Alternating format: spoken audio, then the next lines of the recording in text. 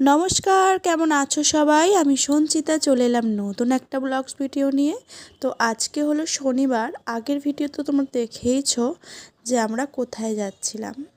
Mini ব্লগসের মাধ্যমেই তোমার সাথে শেয়ার করেছি। তো দেখো আমরা কিন্তু অনেকটা পথ চলে এসেছি, বাবা মাও আছে এখানে। এটা হচ্ছে নবদ্বীপ। নবদ্বীপ স্টেশন ফেলে রেখে তারপরে আমরা এখন যাচ্ছি। তো বেশ ভালো লাগছে, প্রথম যাচ্ছি। তো এই দেখো এখানে বিষ্ণুপ্রিয়া স্টেশনেও নেমে পড়েছি। তো এখন এবার আমরা যাব মায়াপুর ধামের উদ্দেশ্যে। তো বেশ ভালো লাগছে, সকলে আছে, শুধু আমার শ্বশুর মশাই শাশুড়ি মাই নেই। তো নেক্সট টাইম যখন আসবো ওদেরকে নিয়ে আসবো, অবশ্যই খুব তাড়াতাড়ি নিয়ে আসবো আর কি।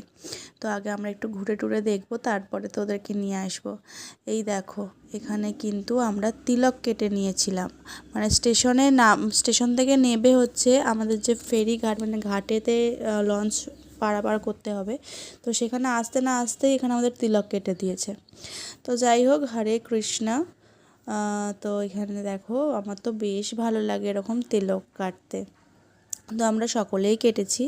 তারপরে আমরা এখন লঞ্চে চেপে পড়েছি। আর এখানে কিন্তু পার হেড লঞ্চের ভাড়া 10 টাকা করে, আর এমনি যেগুলো নৌকো আছে সেগুলো 5 টাকা করে। তো এই দেখো আমাদের কিন্তু লঞ্চও ছেড়ে দিয়েছে। এবার আমরা কিন্তু তাড়াতাড়ি পৌঁছে যাব মায়াপুর মন্দিরের উদ্দেশ্যে। আর এখান থেকে কিন্তু মায়াপুর মন্দিরটা খুব সুন্দর দেখা যাচ্ছিল।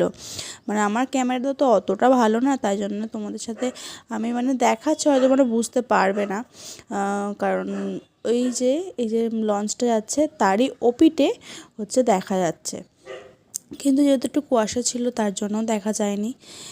তো দেখো এখানে কিন্তু প্যাড়া, দই, ঘি, মানে কি নেই, মালপোয়া, অনেক রকমের জিনিস বিক্রি হচ্ছে, বেশ ভালো লাগছে।